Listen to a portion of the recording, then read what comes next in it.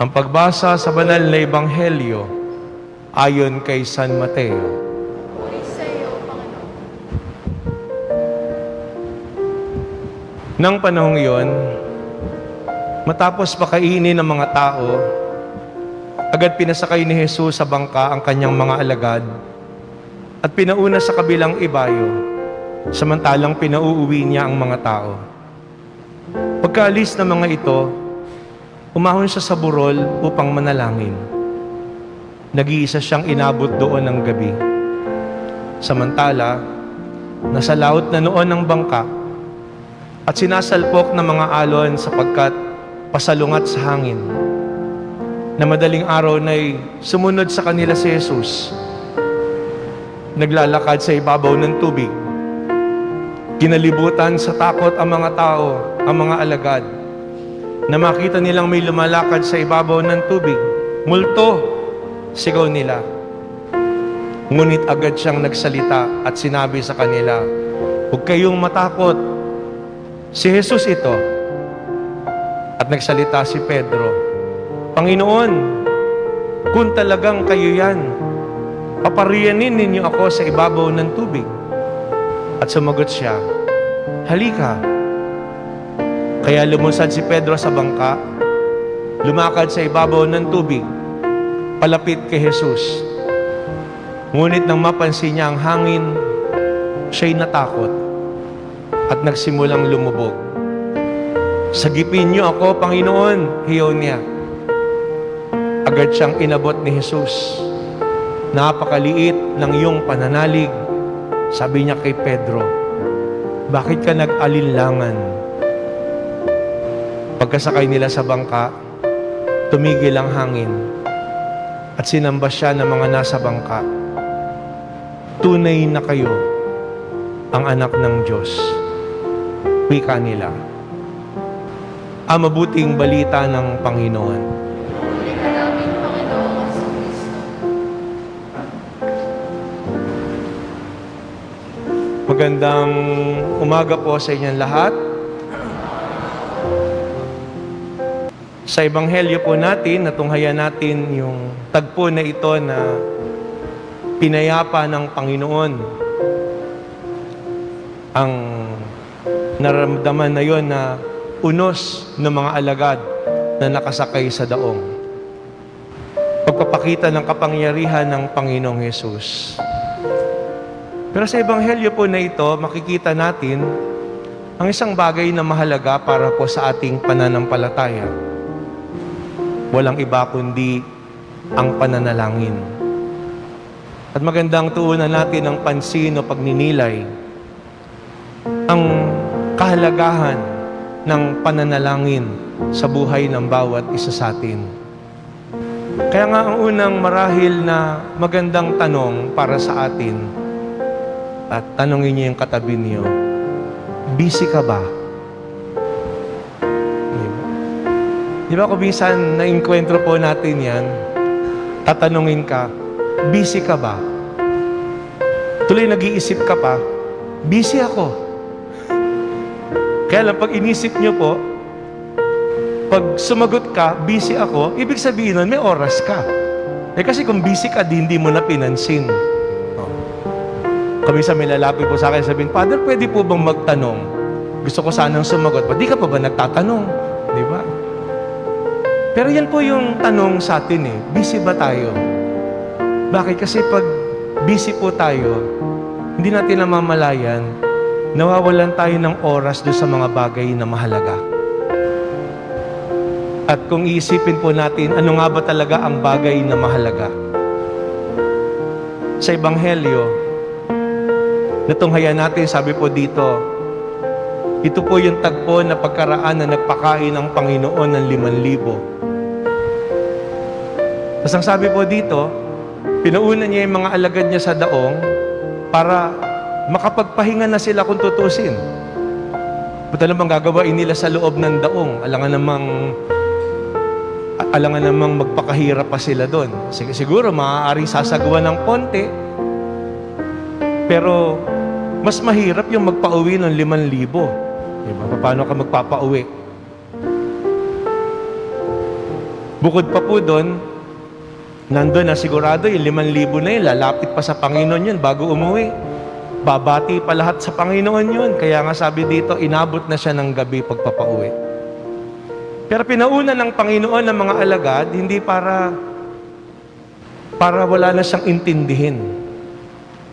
Sabi po dito, pagkaraan na pauwiin ng Panginoon yung mga tao, hindi lang niya pinakain po yun. Bago yun, pinangaralan niya, pinagaling niya. Yung buong maghapon na yun, ginugol niya para dun sa mga tao. Binigay niya lahat. Tapos nung naiwan na siya, anong sabi po doon? Nagpunta siya sa burol para magdasal. At doon, inabot na siya ng gabi. Dito makita po natin yung kahalagahan ng pananalangin.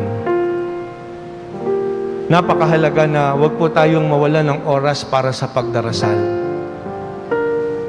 Nakapapagod po ang buhay pag walang pagdarasal.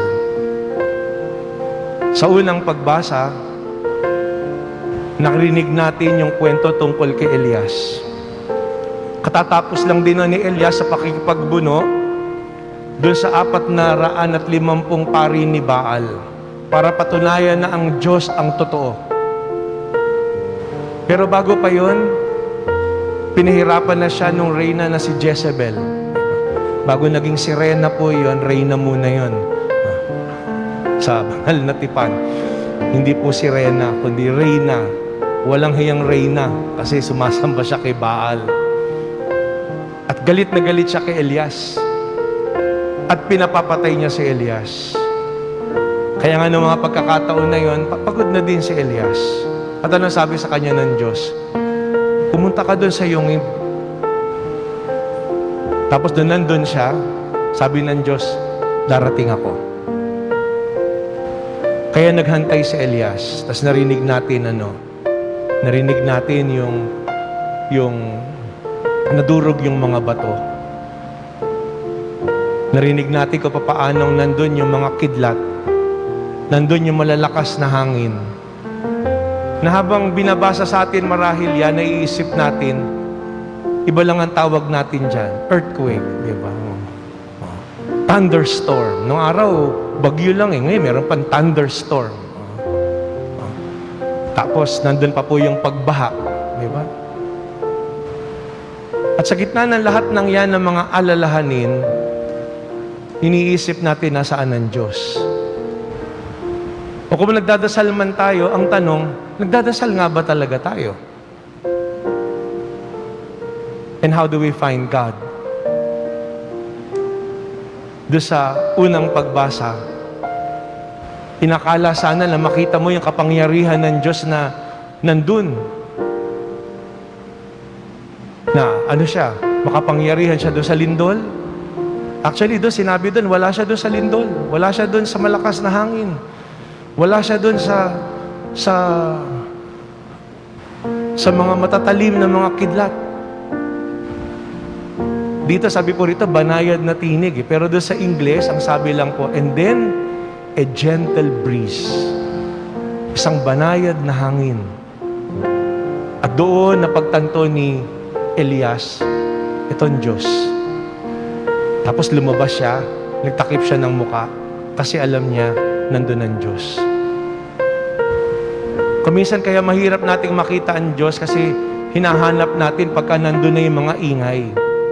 Napakaraming ingay ng buhay. At di natin matatagpuan ng Diyos sa mga ingay ng buhay na yon. Matatagpuan natin ang Diyos saan? Sa katahimikan ng ating puso. In the stillness of our hearts, whenever we pray. Hindi mo makikita ang Diyos sa kahihiyaw o doon sa gitna ng mga ingay. Makikita mo yung Diyos sa gitna ng mga hiyaw na yon, ng mga ingay na yon, nandun na pwede kang manahimik para magdasal. Pwede kang tumigil sa gitna ng kaabalahanan na yon para manalangin. Parang bagyo. Di ba pag dumadating yung bagyo, meron tinatawag na matanong bagyo. At pag dumaan yung matanong bagyo dun sa atin, akala mo wala na yung bagyo. Bakit? Kasi sumikat na yung araw, nawala na yung hangin, nawala na yung ulan. Kasi nandun sa gilid lahat yun. Pero ganun ang Diyos. Ang Diyos nandun sa gitna natin. Katulad ng pinakahayag ng Panginoon kina San Pedro. Tunay na malas nilang kapangyarihan ng Panginoon dahil lumalakad siya sa tubig. Tunay na malas nilang kapangyarihan ng Panginoon dahil kayang patigilin ng Panginoon yung hangin at pakalmahin yung mga tubig. Pero saan nila natagpuan ng Diyos? Natagpuan nila ang Diyos na nandun, lumula ng Panginoon sa kanilang bangka. Na nandun sa gitna ng malalakas na hangin na yon at ng malalaking mga alon. At doon nila napagtanto, tunay nga na kayo ang anak ng Diyos. Paminsan kasi pag dumadating po yung mga bagay na yan, nag-aalinlangan tayo. Paminsan sa ating pagdarasal, naniniguro pa tayo eh. Lord, nagdadasal naman ako, ibigay mo na to. Para ba tayo may patago pa sa Panginoon? Utang na loob pa ng Panginoon yung paggawa ng kabutihan sa atin dahil tayo nagpapakabuti. Kaya nga tingnan niyo yung tanong ni San Pedro, Lord, kung kayo talaga yan, palakarin niyo ako. O di sabi ng Panginoon, halika. O. Tapos nung lumalakad na siya, nakita niya yung takot niya. Kung hihilingin lamang natin yung mga bagay-bagay, mabibigla tayo. Ang hilingin natin ay nandun na lagi tayong manatili sa presensya ng Diyos. Nalala ko po doon sa nabasa ko quotation ng araw. Alam ko kay Father Pedro Arrupe po yan eh. Sabi niya, sometimes we question God. Where is He amidst all these trials and tribulations? Sabi niya. Kuminsan nag-alinlangan tayo, nagtatanong tayo, nasaan ang Diyos? Sabi niya, wrong question. We should not be asking, where is God? Rather, we should confront ourselves and ask the simple question, who moved? Sinong umusad? Kung hinahanap natin ang Diyos, bakit wala siya dito? Ba't ganito? Ba't ganyan? Ang tanongin mo, ikaw, nasaan ka? At pag tinanong mo sarili mo, nasaan ka? Nagdadasal ka ba? Nasaan ka? Nasa presensya ka ba ng Panginoon? Sa bagong katisismo po natin, merong pagtatanong, bakit nilikha ng Diyos ang tao? Sa lumang katisismo, sabi po doon, to know, to love, and to serve God. Ang makilala, ang magmahal, at maglingkod sa Diyos. Kaya lang maraming mga tao, parang ayaw na nilang magmahal, ayaw na nilang maglingkod, ayaw nilang kilalanin ang Diyos. Mas gusto lang talaga nila yung sa sarili nila. Huwag siya paglilingkuran. Sa bagong katisismo po, maganda yung sabi. Actually, pagpapalalim nung pananampalataya na kahulugan nung para saan nga ba tayo na tao? Ang sabi po doon sa bagong katisismo, who is man? Why was he created by God? To live in communion with Him. Yun po yung sabi. Nilikha tayo ng Diyos para mabuhay tayo na kasama niya. At yun ang pinatunayan ng Panginoon sa Ebanghelyo. Kasama natin siya. Kasama ba natin siya, Panginoon, sa mga sakuna? Kasama ba natin ang Panginoon sa mga sakit? Kasama ba natin ang Panginoon sa mga kawalangyaan na nararanasan natin sa buhay? Sa mga hindi mga tama na ito na nangyayari sa mundo? Kasama ba natin ang Diyos doon? Yan ang sinagot ni St. Paul sa second reading. Kung babalikan niyo po yung pangalawang pagbasa ngayon, kinukwento ni St. Paul kung paanong Patuloy na inuusig siya at gusto siyang patayin ng mga kapwa niya Hudyo dahil sa ginawa niyang pagyakap sa pananampalataya sa Panginoong Hesukristo. Pero sa halip na maging mapanibugho, mapaghiganti, mapag-imbot, pinahayag sa atin ni St. Paul kung paanong higit yung kanyang pag-ibig na nadarama. Na ang mas mahalaga sa kanya ngayon ay manatili siyang tapat sa pag-ibig na yon. Kaya hindi niya na alintana yung mga bagay na yon. Kapag inisip natin, totoo naman, ang pagmamahal ba ng Diyos, sasabihin natin na nararamdaman natin kasi lahat ng bagay na nangyayari sa atin mabuti? Paano kung hindi mabuti nangyayari sa atin? Ang pagmamahal ba ng Diyos, masasabi natin na nararamdaman natin kasi wala tayong sakit? Paano kung meron na tayong sakit? Yan tanong, sinong tao ang hindi magkakasakit? Sinong tao ang hindi magkakaroon ng mga kabiguan o kahinaan? Sinong taong hindi magdaranas ng kamatayan? Kung hinahanap natin ng Diyos doon, hindi talaga natin siya matatagpuan doon. Kasi wala siya doon. Nasaan siya? Nasa atin.